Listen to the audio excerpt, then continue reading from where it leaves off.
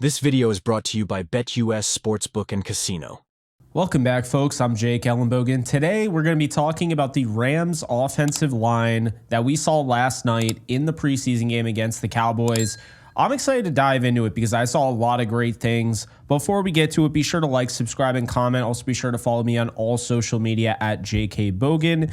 And, of course, today's sponsor of this video is none other than BetUS, which of course you can get 125% sign-up bonus 3 times up to $2,000 today by using my promo link in the description and the comments section below. That is BetUS, and that is the best opportunity to go out and sign up for a sportsbook today. All right, let's get started. I'm really stoked right now. Okay, if you haven't seen any of my live streams yesterday, I did a live stream on Bleacher Report. I also reposted that on the channel.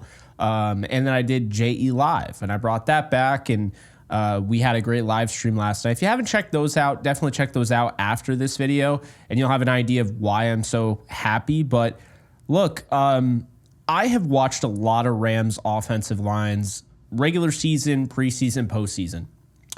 And preseason, it's always going to be kind of a crapshoot, if we're being honest. Very rarely do the Rams have a good preseason offensive line. Quarterbacks are always pressured. I mean, you've had guys like John Wolford and Bryce Perkins who have made plays, but made plays because of their legs, their athleticism, their mobility, not necessarily because they've been given the time to make those plays in preseason. Well, we're not really going to talk about Stetson Bennett in this one because I don't want to be overly negative in a video that I think should be overwhelmingly positive.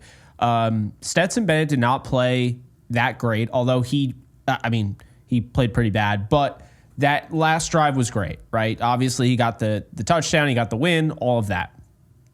But if you want to take anything away from the offense, aside from Jordan Whittington, I gotta tell you, the offensive line was kicking ass. They looked so good, so good. And we're gonna dive into exactly how good they look because I am saying that. I said that initially. I had people in the comment section agreeing, and I had some people kind of challenging me on that. Like, I don't know if they were as good as you think. Actually, they might have been better. So I looked at PFF this morning because I always get giddy about that. PFF grades, take them with a grain of salt. I get that. When it comes to offensive line, I think they really hit the nail on the head. I think the grades on the offensive line are normally really good, really accurate, and I trust them. It's not the Bible. Very well aware of that. But I do trust them, right? So I want to take you through this offensive line that started for the Rams. Left tackle A.J. Curry finished with a 65.1 grade. Okay, that's around average to below average. Not the best grade, So A.J. Curry had his moments. I thought he was fine. He had 2 pressures given up, but I thought he did a really nice job overall. The bull rush definitely knocked him back a little bit, but I saw him really reset that anchor and I saw some good things out of him.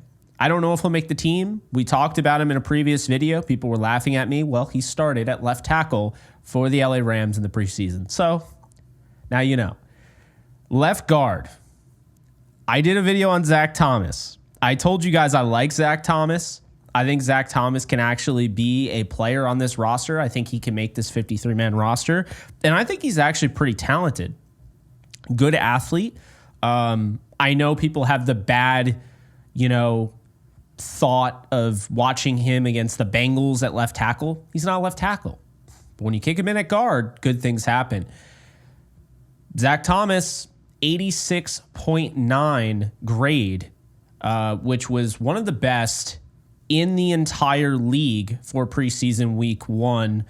And how good was it? Well, he graded as the 3rd overall offensive lineman, regardless of position, guard, center, tackle, 3rd overall offensive lineman in the NFL, according to PFF. And by the way, he was also 4th in pass protection grade as well. So this is somebody that has really worked his tail off to get to where he is. I'm excited for him. I think he's really going to make this 53, and he looked great last night. Bo Limmer. Got to talk about Bo, the rookie, right? Hopefully he's okay. We have not gotten an update, so I know people, before you drop that in the comment section, hey, what about Bo Limmer? I don't know, right? I don't know if he's okay. I would hope he's okay. He was holding his lower back and did not come back to the game. They took him out, and, the hope is that he's okay. He had an 82.5 pass protection grade, okay? Now, to explain, 82.5 puts him essentially in the top 10 of all offensive linemen in the NFL. He was excellent, but he wasn't just excellent in pass protection. Same thing could be said about Zach Thomas.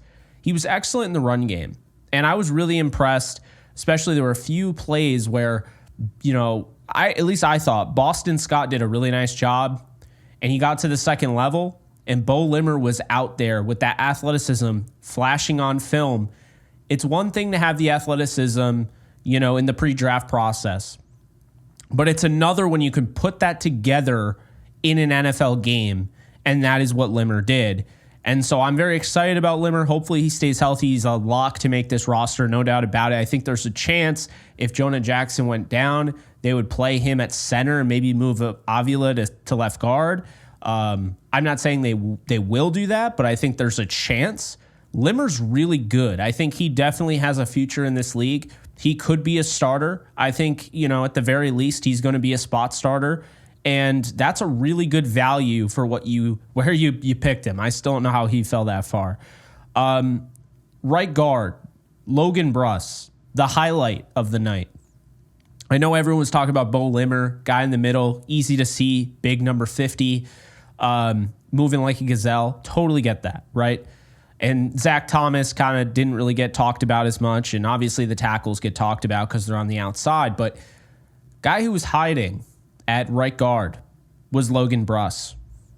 Logan Bruss started out as a tackle coming out of Wisconsin, right? He had some guard play, but he started out as a tackle going into the NFL. The Rams wanted to move him to guard. He tried to make the transition, was dreadful in the preseason, and unfortunately tore his ACL. He missed the entire season, and because of that, he wasn't able to get better. He wasn't able to improve on really anything because he's focusing on rehab. So when he came back the next year, he was actually attempting to make a comeback at tackle, and he looked good. I watched the preseason last year with him, and I got to tell you, he looked like an improved player, but it was not enough to make the 53-man roster. So the Rams worked with him. They were able to sneak him back onto the practice squad, work with him, and now year 3. And Logan Bruss just had the game of his life. And I don't care that it was preseason. He had an 89.5 pass protection grade. That is the best in the NFL for week 1 of the preseason. I don't care that it was preseason. I don't care that it wasn't against starters. Logan Bruss looked really comfortable. He looked really good. And you could see this is what happens when you put in the work. Bruss put in the work, and it made immediate dividends. So I am very excited for Bruss, who, let's be honest here, needed this. It's been very rough for him in the NFL. He was great as the 6th overall offensive lineman, according to PFF. So forget about just, pass protection grade, just overall. This guy was a top 10 offensive lineman this week. That is exciting.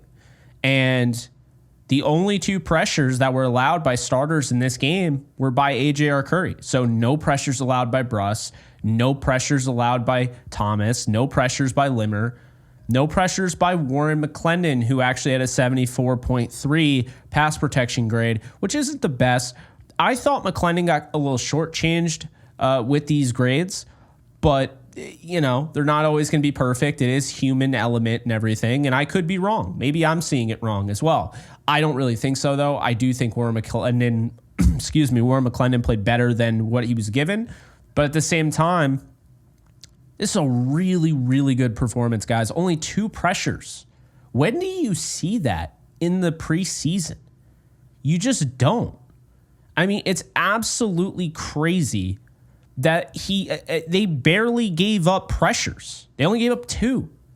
So I was really excited to see that. Truthfully, was not expecting that. I thought that they would have their moments, but I was concerned because they don't have a ton of depth right now and they can't suffer another injury or whatever.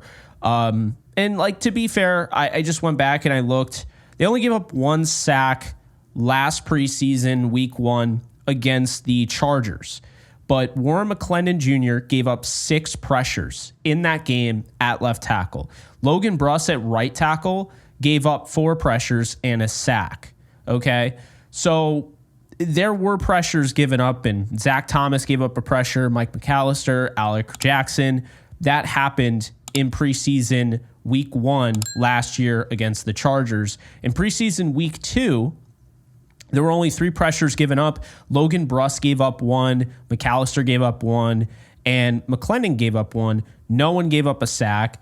And then preseason week 3, we ended up finding out that the Rams started to get into a rhythm, okay? Logan Bruss didn't give up a pressure, right? R. Curry gave up a pressure. Grant Miller gave up a pressure. The point I'm making here is this is a new offensive line coach, brand new, from last year, right?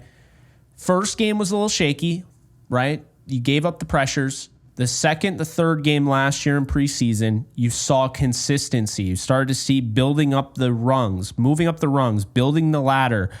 And you got to give credit. You cannot talk about the offensive line and not give credit to Ryan Wendell, who has been an outstanding member of this coaching staff, as well as Mike Munchak, who is no doubt helping as a consultant. But I am just so impressed with the, I guess, the immediate impact Wendell has had on this team. I don't think it is really explained enough how good this offensive line was last year, just the starters. Then you look at the preseason and you see, okay, that first game, bump in the road. They had some bad. Then Bruss got better. McClendon Jr. got better. They all got better, you know? So this isn't just, and I understand it's a small sample size, right? But this isn't just one of those games that you just throw away like, oh, it's first game of the preseason. No, because they've already been doing this. Zach Thomas, Logan Bruss, Warren McClendon Jr., A.J.R. Curry, okay? 4 out of the 5 guys were on those preseason rosters last year. They were playing in the preseason last year for this team. The one new guy was Bo Limmer, and Limmer looked like a veteran. He looked like somebody that had been there, done that. Now, again, I understand it's not against top-notch starters. I understand that. But I am going to be very optimistic moving forward about this depth. I will fall on that sword. I don't care. I'm very optimistic. This is an offensive line depth that has continued to get better and better and better. And it just goes to show you that, again, like I mentioned, he knows what he's doing. Ryan Wendell knows what he's doing. Clearly, results are happening. These guys are getting developed better. This is a hard game. No one is saying it's not. Okay? The offensive line in preseason is some of the worst football that you're going to watch normally, right? Well, not when you're watching the Rams, apparently. And, I mean, you want to put it into perspective? Let's do this, right? The Rams were charged with 4 pressures given up. Connor McDermott, 2 from A.J.R. Curry, and 1 from Boston Scott in pass pro. So only 4 pressures given up. Do you know how many times they pressured Dallas? 19. Okay? 19. Now, Tyler Guyton, who was outstanding last night, you know, he played some right guard, he played left tackle. He looked great last night. First round pick, didn't give up a pressure. But Earl Bostic Jr., hurts to say, he's a Kansas Jayhawk. He gave up 6 pressures. Matt Waletzko gave up 5. Asim Richards gave up 2. Cooper Beebe gave up 2. Chuma Edoga, Brock Hoffman, TJ Bass, and Josh Ball all gave up a pressure. They gave up 19 pressures to the Rams giving up 4. Only 2 of those 4 came from a starter. So let's be honest here. The Rams have found something. Okay? I understand small sample size. I understand it's preseason, but you can't deny that there's been some consistency built here. And I'm excited about it. So let's see what they do next week against the Chargers, this upcoming week against the Chargers. Let's see what they do against the Texans in week 3 of the preseason. And let's see if these guys are legit. Let's see if they're actually going to be part of this team. They're all going to make the 53-man roster. I think everybody that started, except for maybe our Curry, are going to be on this 53-man roster. I believe that. But guys, I'm excited because that was pure dominance last night. Pure dominance. And it's one thing, the eye test. You know how I always say the eye test doesn't matter? It's based on the eyes. Like eye test doesn't matter if the person that's watching doesn't know football, right? That's why I don't always love the eye test. But the quick, rapid reaction, eye test, knee jerk, whatever you want to call it, led me to believe that they kicked ass last night. And when I woke up this morning and looked at PFF, and keep in mind, all 22 isn't out yet, so we'll get a chance to dive into that, I realized pretty quickly I was right. And a lot of people who said the offensive line was really good last night were right. The Rams' offensive line was dominant last night. That was what was so frustrating about Stetson Bennett's struggles. But anyway, those are my thoughts. I wanted to keep it an isolated video about the offensive line. I wanted to give credit where credit's due. And I want to let you guys know that Logan Bruss's story has not been written yet. He's got plenty of football left in the tank, and I'm so proud of him to get up off the mat when he easily could have folded. He has worked his tail off, and it was evident last night, as well as guys like Zach Thomas, cast off from the Chicago Bears, who's worked his tail off to even get on the 53-man roster. Bo Limmer, a late pick in the draft, probably should have gone 3 rounds earlier. Didn't let it discourage him. You saw that in full force. Warren McClendon Jr. and A.J. Curry, 7th-round pick out of Michigan State. So love to see it. We'll see how it continues. That's going to do it for me. Be sure to like, subscribe, and comment. Be sure to follow me on all social media. And I want to bring up one more thing here. For those of you who have been asking, I have listened. I've listened for a long time. Well, soon, and you'll have to stay tuned, but soon we will have JE Live, the podcast, which is every video on YouTube on audio platforms, anywhere you get your podcasts. I am working on getting that done, and that means anytime a video is dropped on YouTube, and for whatever reason, say you need to listen to it on a podcast, well, I've heard you. You want it on Spotify? It'll be on Spotify. You want it on Apple Music? It'll be on Apple Music. I don't care. I'm getting it out there for you guys.